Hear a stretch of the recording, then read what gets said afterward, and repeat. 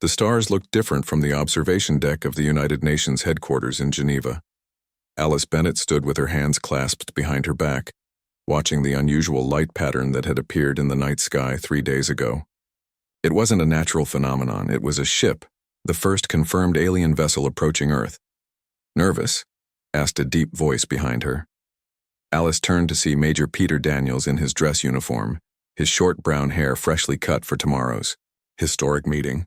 "Terrified," she admitted with a small smile. "But excited too. Everything we know about communication might change tomorrow." Peter nodded.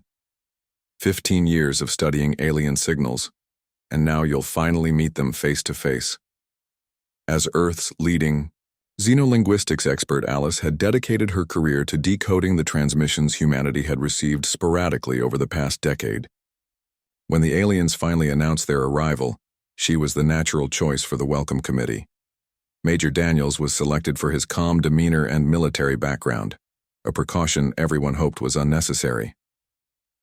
The next morning, Alice wore her best suit and tried to calm her racing heart.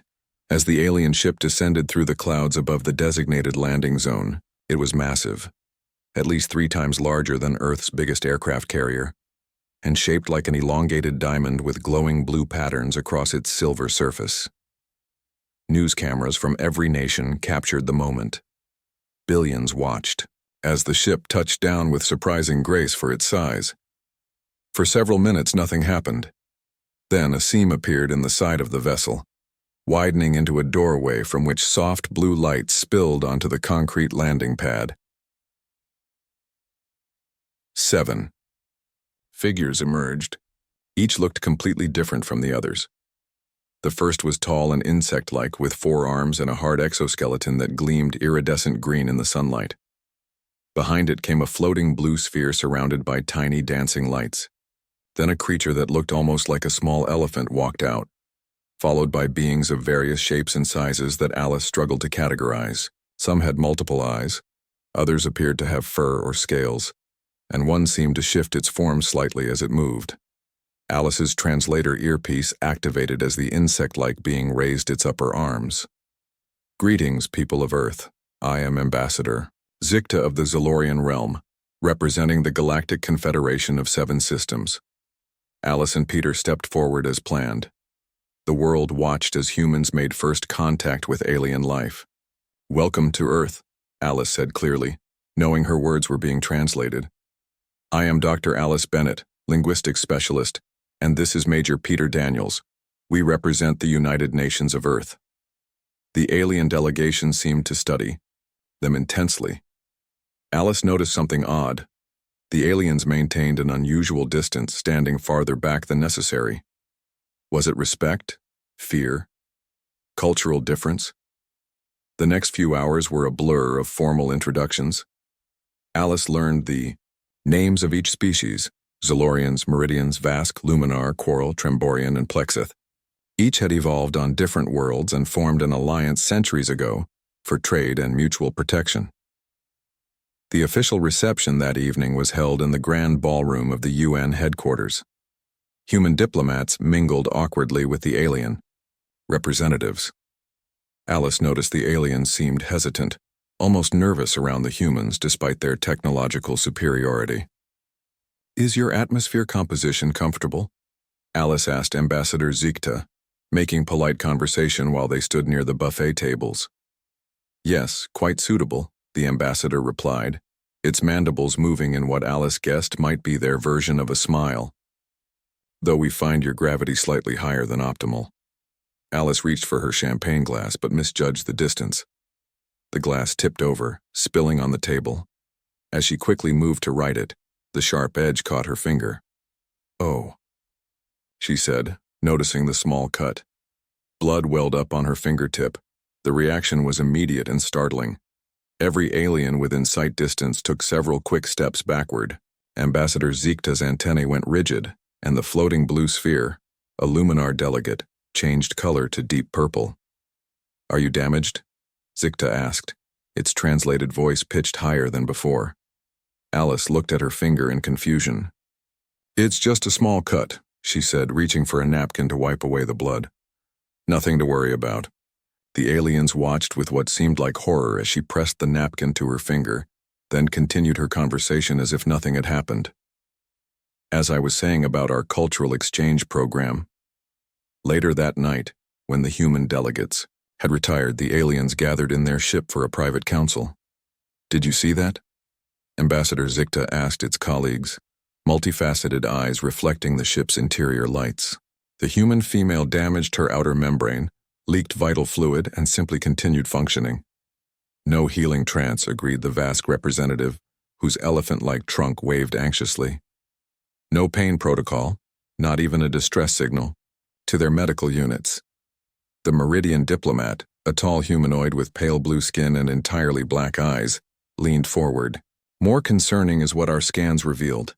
Their bodies are filled with microorganisms, billions of them, living inside each human. And yet they survive. They consume fermented foods deliberately, added another. They intentionally ingest substances that alter their brain chemistry for pleasure.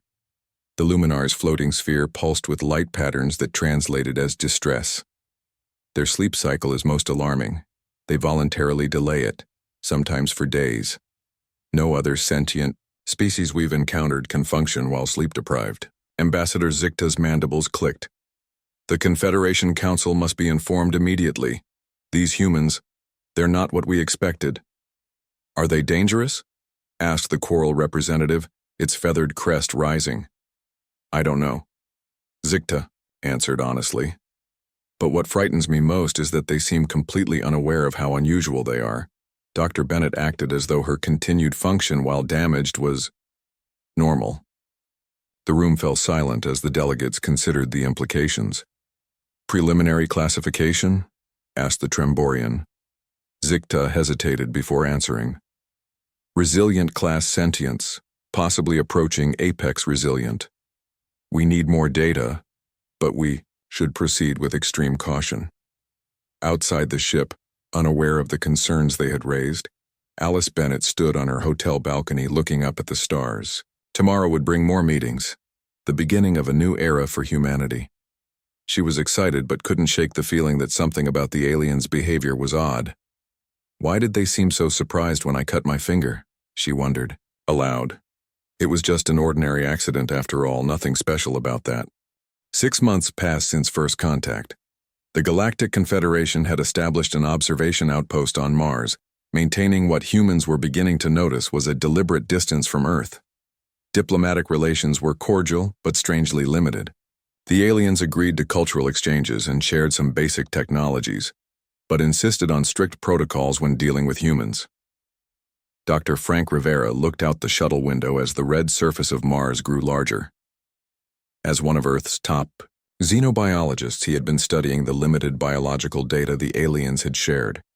Now he was invited to the Mars outpost to discuss medical cooperation, the first human scientist given this opportunity. Beginning descent to Confederation Outpost Marchus, announced the pilot. Please secure all items. Frank checked his safety harness and tried to calm his excitement. After years studying theoretical alien biology, he would finally work alongside non-human scientists. The shuttle landed inside a massive dome structure that gleamed silver against the Martian landscape. Inside the airlock, Frank went through decontamination procedures established by the Confederation, more thorough than anything Earth protocols required. A tall, slender alien with blue skin and entirely black eyes met him in the reception area. Frank recognized her species as Meridian from the briefing files. Welcome to Outpost Martius, Dr. Rivera, she said, her voice melodic through the translator. I am Kalara, Senior Xenobiology Specialist. I will be your research partner during your stay.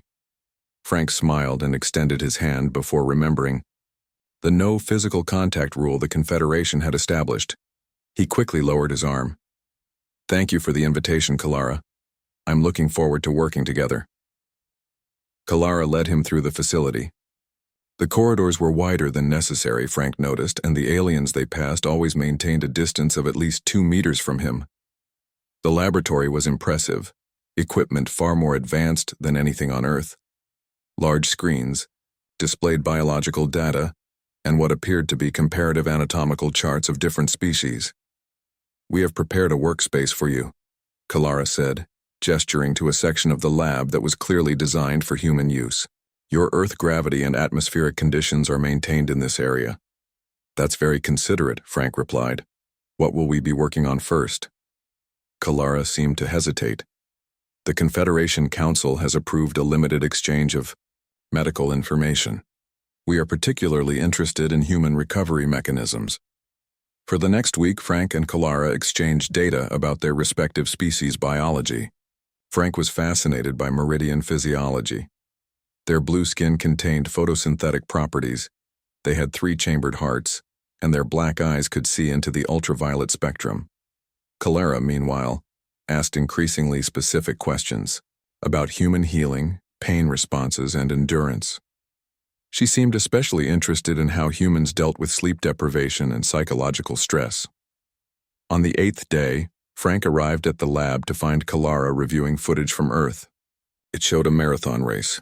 Good morning, Frank said, studying human athletics. Kalara turned, seeming slightly embarrassed. Yes, I find it difficult to understand. These humans are running until they experience pain, exhaustion, and sometimes damage to their muscular systems. Yet they do this voluntarily, for no survival reason. Frank laughed. It's for competition and personal achievement. Pushing our limits is something many humans enjoy. Kalara's expression was unreadable, but her voice held clear confusion. Enjoy? You find pain pleasurable? Not exactly, Frank explained, sitting at his workstation.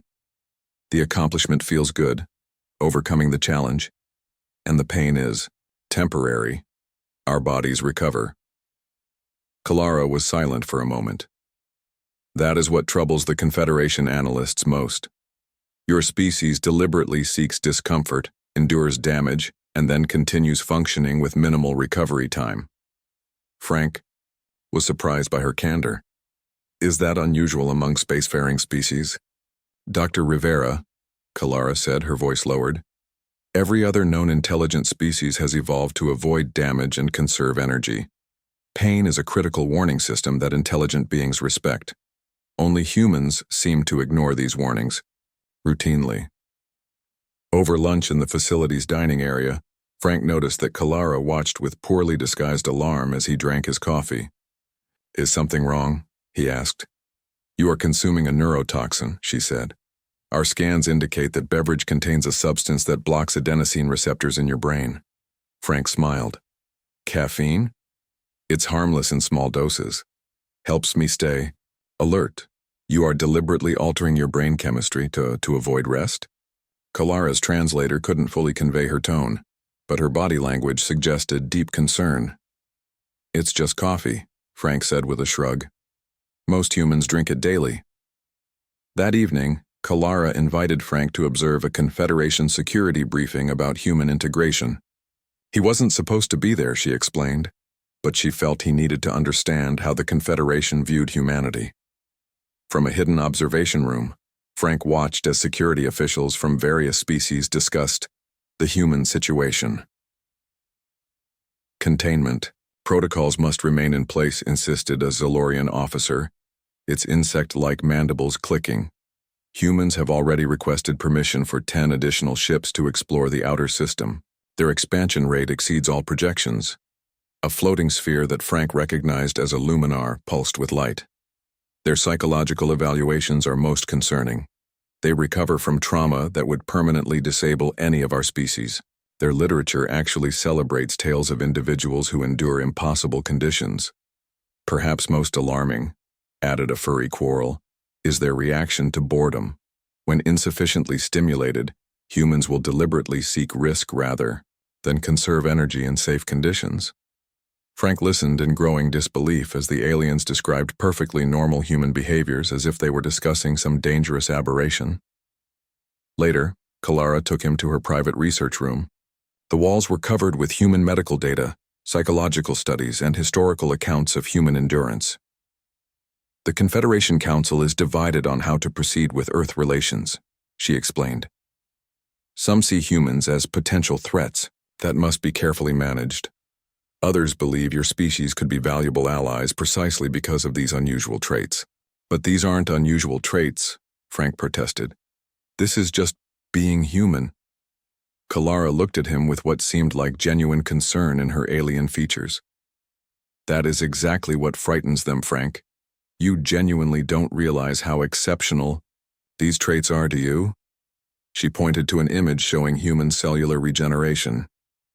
Your bodies replace damaged tissue at rates that would require specialized medical technology among most species. You can lose significant blood volume and continue functioning. Your immune systems attack foreign organisms automatically. You can survive in temperature ranges that would kill most sentient species. Frank stared at the data, seeing his own ordinary human biology through alien eyes for the first time. And worst of all, Kalara said quietly, you think you're normal. Frank was silent for a long moment. So that's why the Confederation keeps us at arm's length? They're afraid of us? Not afraid exactly, Kalara corrected. Cautious. You are an unknown variable. A species that doesn't behave according to established biological principles. As Frank left the research room, he glimpsed a classification document on Kalara's screen. Next to an image of a human silhouette were the words, Potential Classification, Apex Resilient Species. Frank didn't know what that meant, but the red warning symbols surrounding it told him everything he needed to know about humanity's place in the galactic community. The Joint Human-Alien Research Station orbiting Proxima Centauri was a marvel of engineering. Built just 3 months ago, it represented the first true collaboration between Earth and the Galactic Confederation. The station housed laboratories, living quarters, and observation equipment to study the nearest star system, to Earth's sun. Engineer Olivia Martinez checked the environmental systems one last time before her shift ended. The station maintained different atmospheric sections for the various species working there. Humans needed more oxygen than most Confederation species, while the Zolorians required higher humidity. All readings normal, she said to herself, making a final note on her tablet. Next to her, technician Gary Washington was calibrating the communication array. His dark skin glistened with sweat in the warm engine room. You should get some rest, he told Olivia. You've been on duty for 14 hours. Olivia smiled. Just being thorough. The solar activity forecast shows a flare coming in the next day or two. I want to make sure all systems are ready. As she spoke, biologist Lisa Powell entered the engine room, her blonde hair tied back in a practical ponytail. With her were 2 alien scientists, Havek, a Vask with elephant-like features, and Zirith, a floating blue luminar sphere. The botanical experiments are thriving, Lisa was explaining to her alien colleagues. Earth plants seem to adapt well to the modified light spectrum. Havek's trunk waved excitedly. Fascinating adaptation rate. Our species' agriculture requires 3 generations to adjust to new conditions. The peaceful routine of the station was shattered 30 minutes later. A massive solar flare, far larger than predicted, erupted from Proxima Centauri. The station's sensors barely had time to trigger alarms before the wave of radiation hit. The lights flickered and died. Emergency red lighting cast eerie shadows as the station groaned under the electromagnetic assault. Status report, Olivia called out, rushing to the main control panel. Gary's fingers flew over the backup systems. Main power grid is fried. Environmental controls failing. Hull integrity at 92% and holding. Warning messages flashed across screens throughout the station. 7 humans and 4 aliens gathered in the central command section.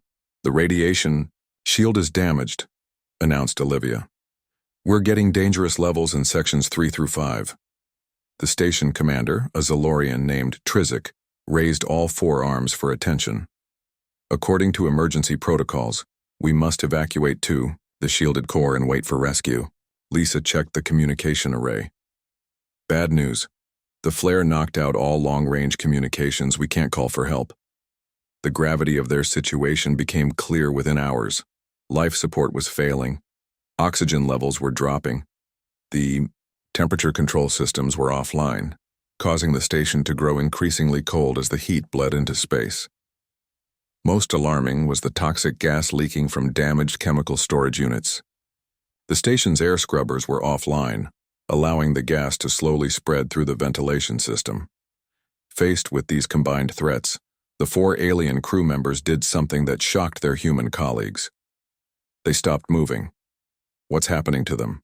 Gary asked, waving his hand in front of Hovek's unresponsive eyes. Lisa examined the aliens carefully. They appear to be in some kind of suspended animation. Their metabolic rates have dropped dramatically. Trizik's final words before entering. This state had been, "Initiating preservation protocol. We will revive when rescue arrives." Olivia checked their vital signs. "They're alive, just hibernating. Their bodies have shut down non-essential functions to minimize oxygen use and toxic exposure."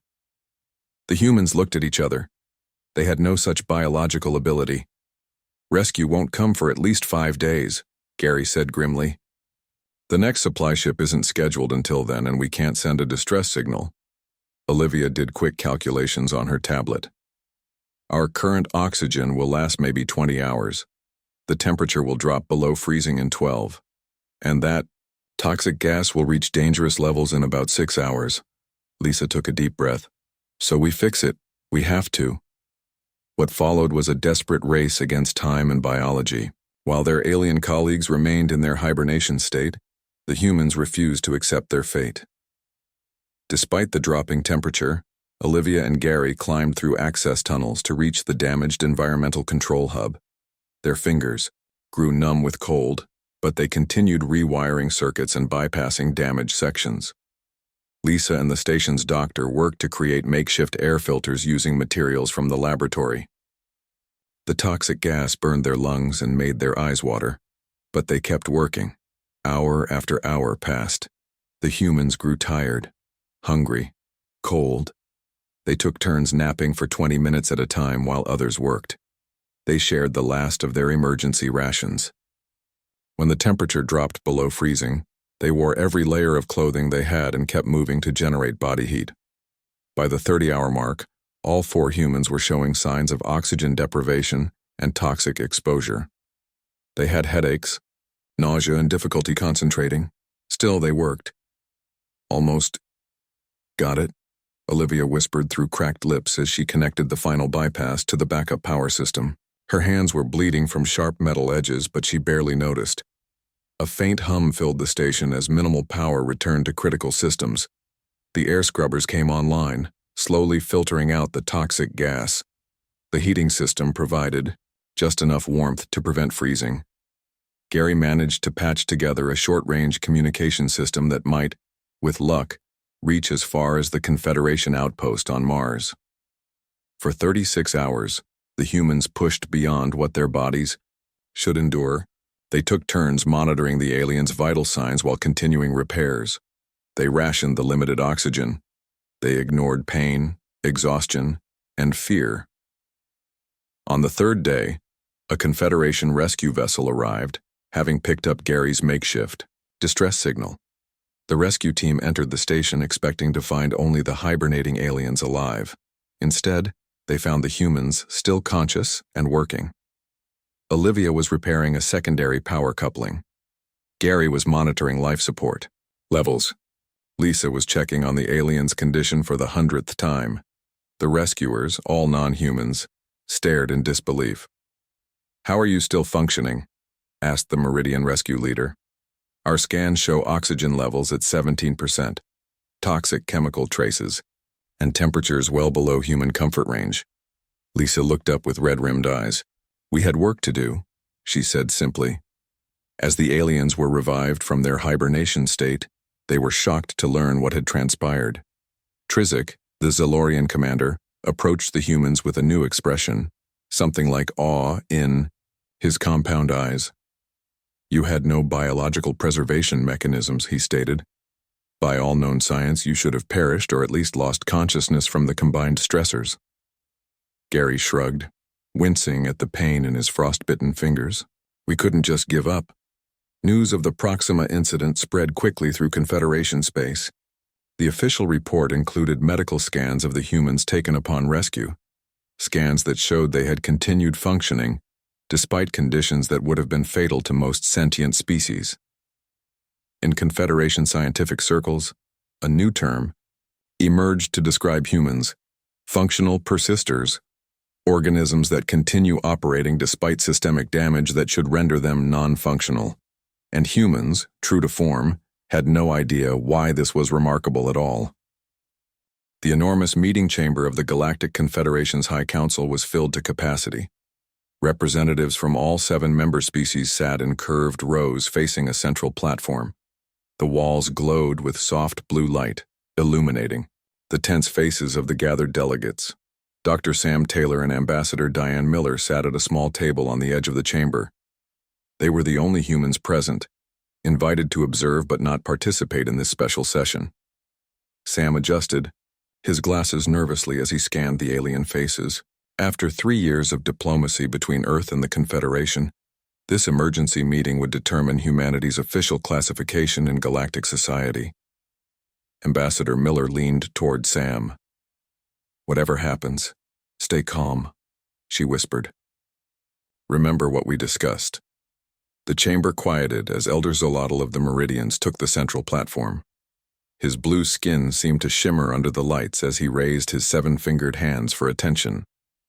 "This council session will now begin," he announced, his voice translated into all languages simultaneously. "Today we must address the formal classification of humans in our taxonomic and threat assessment systems."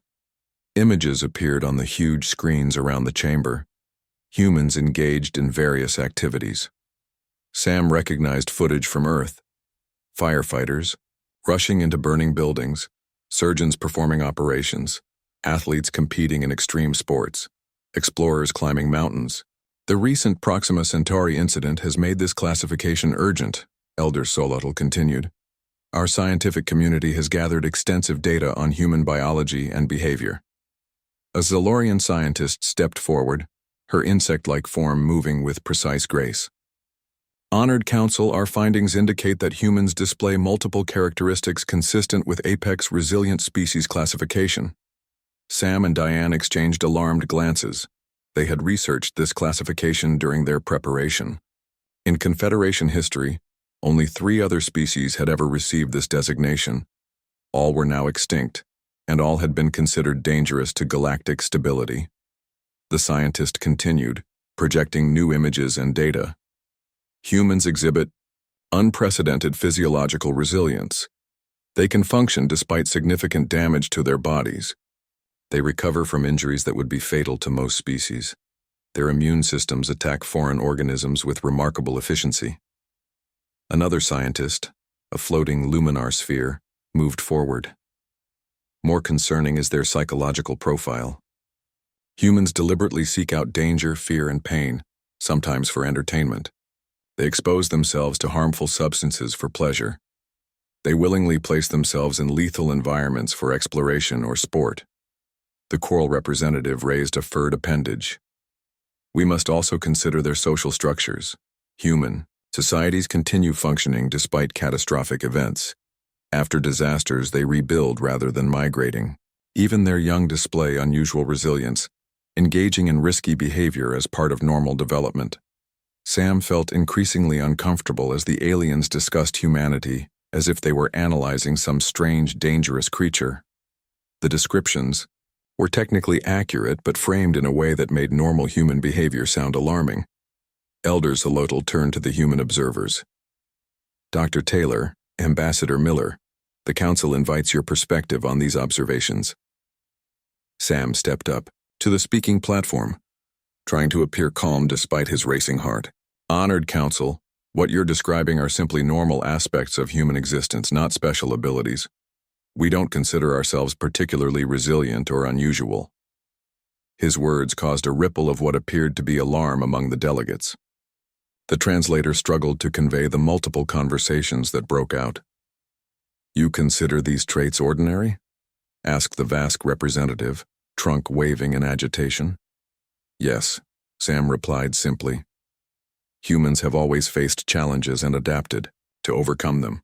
We don't think of it as remarkable." Elder Zolotl's expression was unreadable to human eyes, but his voice carried clear concern. "The most dangerous predator is the one that doesn't know its own power." Ambassador Miller joined Sam at the platform. "With respect, Elder, we are not predators. Humans are explorers, builders, creators. Yes, we endure hardship, but we do so to advance knowledge and improve lives, not just for ourselves, but for others. A Tremborian delegate rose from her seat. Please explain why humans engage in activities called extreme sports, where they risk death for no survival benefit. Sam thought for a moment. For challenge. For the feeling of accomplishment. We push our limits to learn what we're capable of. You deliberately test your biological limits for enjoyment? The concept clearly disturbed the Tremborian. The questioning continued for hours. The council asked about human pain tolerance, about why people would choose dangerous professions like firefighting or deep-sea rescue, about how human children learn by taking risks and sometimes getting hurt. With each answer, Sam and Diane provided, the council seemed more troubled rather than less. During a brief recess, Sam and Diane stepped into a small side chamber to confer. "This isn't going well," Sam said, rubbing his tired eyes. "They think we're some kind of super species because we can handle a little pain and stress." Diane nodded. "The problem is cultural. Their evolutionary paths rewarded caution and energy, conservation. Ours rewarded exploration and adaptation." "But they're making it sound like we're monsters," Sam protested. "Like we're dangerous because we can function with a broken arm or stay awake for 24 hours. "To them, we are dangerous," Diane replied quietly. "Think about it from their perspective. Their bodies shut down at the first sign of serious danger. Their whole civilization is built around avoiding risk. Then here we come, falling down and getting back up, working through pain, thriving in environments they find hostile." When the council reconvened, a new tone had entered the proceedings. Several delegates now openly argued for containment protocols on human expansion. Others suggested genetic studies to understand the source of human resilience.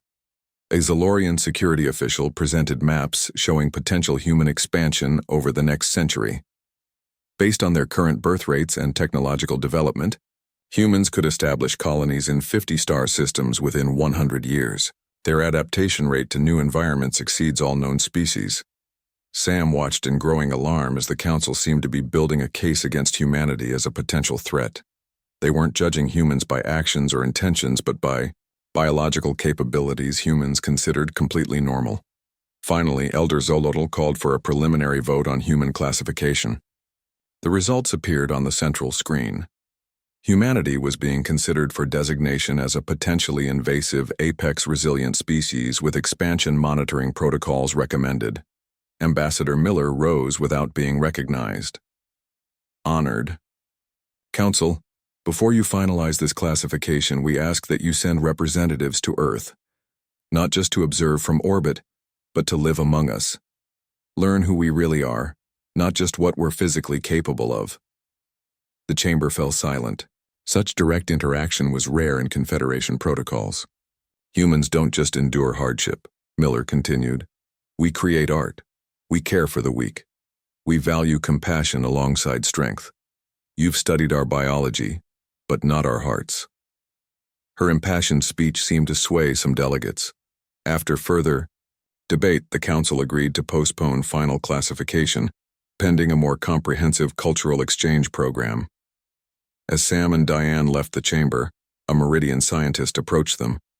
"Your people truly don't understand how extraordinary you are, do you?" he asked quietly. "We're just human," Sam replied with a slight shrug. "Nothing special about that." The Meridian made a sound that the translator didn't catch. "Perhaps that," he said, "is what makes you most remarkable of all." The joint colony on New Horizon was humanity's first settlement beyond the solar system. Located on a rocky planet orbiting a stable yellow star, it housed 2,000 humans and nearly 500 aliens from the Confederation. The colony was built as a grand experiment in cooperation, and as a closely monitored test of human behavior. Ryan Cooper stood on the observation platform overlooking the main colony dome.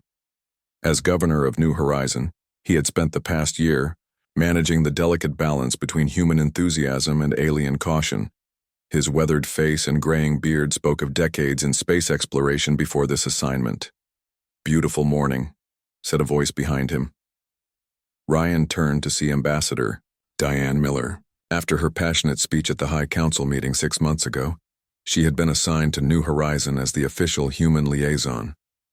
"If you can call it morning when the sun never fully sets," Ryan replied with a smile. The planet's orbit kept the colony in perpetual twilight. Diane joined him at the railing. "The council representatives arrive tomorrow. This inspection will determine a lot about humanity's future in the galaxy." Ryan nodded. "The colonists know what's at stake. Everyone's on their best behavior." "Just be human," Diane said. "That's all we can do." Neither of them knew how quickly their plans would change. The first tremor hit at local midnight. Ryan was awakened by the shaking and the blaring alarms. He rushed to the command center, pulling on his uniform as he ran. "Status. Report," he called out as he entered. The night shift coordinator looked up from her screen, face pale. "Major tectonic event, sir. At least 8.5 on the scale. Epicenter directly beneath the western ridge." Screens showed damage reports flooding in. The colony's secondary dome had partially collapsed. Power systems were fluctuating across all sectors. Environmental controls were failing in multiple areas. "Casualties?" Ryan asked, dreading the answer. "Unknown. Communications are down in sectors 3 through 7. Within minutes, the command center filled with both human and alien personnel." The Zalorian security chief, Trizavel, approached Ryan with all 4 arms moving in agitated patterns. "Governor, our ships are reporting electromagnetic interference from the seismic activity. The emergency evacuation fleet cannot land." More bad news followed. The tectonic shift had released gases from deep within the planet.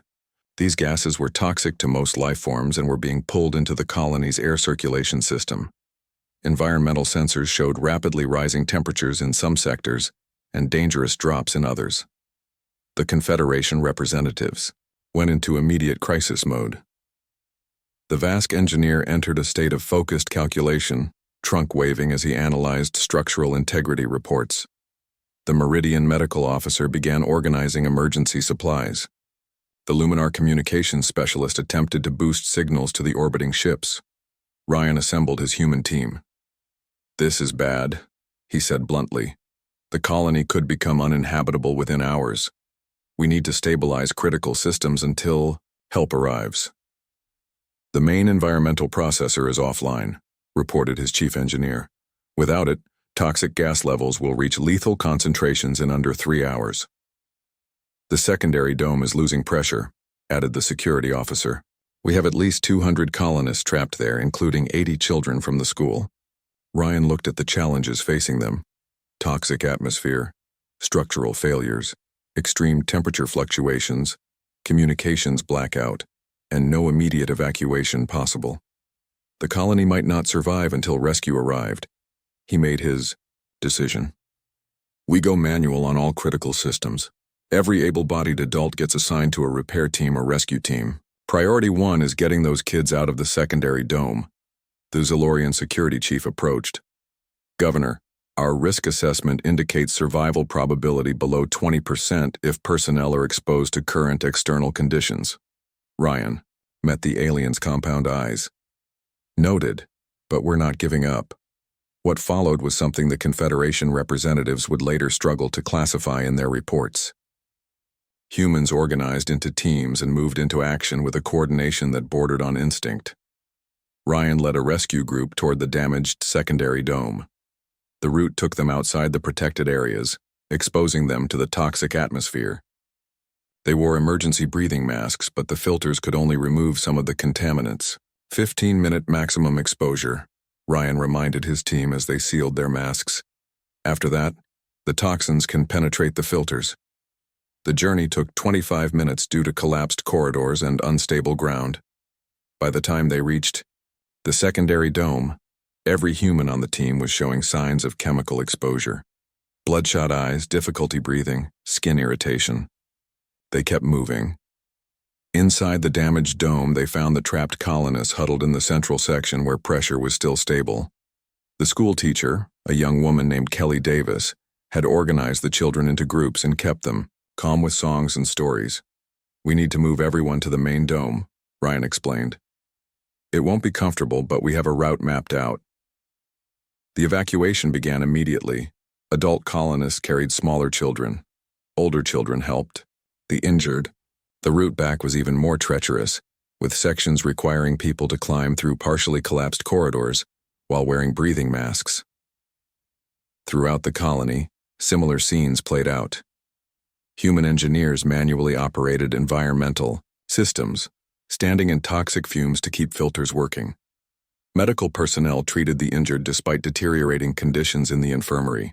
Communication specialists worked in the freezing communication hub after thermal controls failed. Hour after hour, the humans pushed beyond what the Confederation representatives believed possible. When breathing masks failed, people held cloth over their faces and continued working. When exhaustion hit, they took stimulants and kept going. When injured, they applied quick treatments and returned to their tasks. By the third day, the humans had stabilized the colony's critical systems, evacuated all dangerous areas, and established a direct communication line to the orbiting ships. Many were injured. Some had suffered chemical burns to their lungs.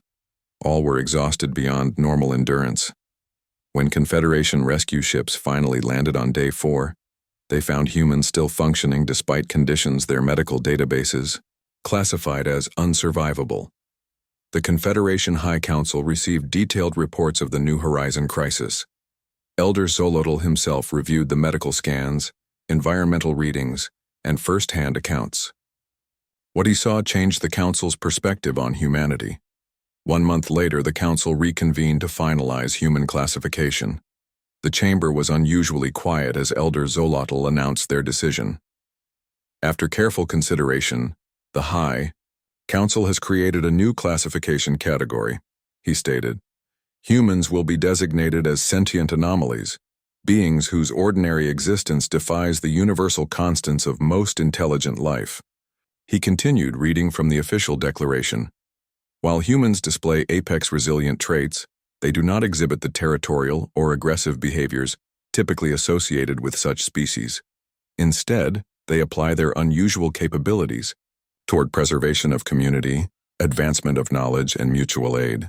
The final line of the declaration was added at the suggestion of a Zolorian philosopher who had observed the humans on New Horizon. The most remarkable thing about humans is not their physical resilience or mental adaptability. It is that they possess these extraordinary qualities while genuinely believing themselves to be unremarkable. Perhaps this is the true source of their power. They simply do not know when they should stop. As humanity began its carefully monitored expansion into the wider galaxy, other species watched with a mixture of fear, respect, and fascination, maintaining a cautious distance from the creatures who casually defied biological limitations and called it just another day.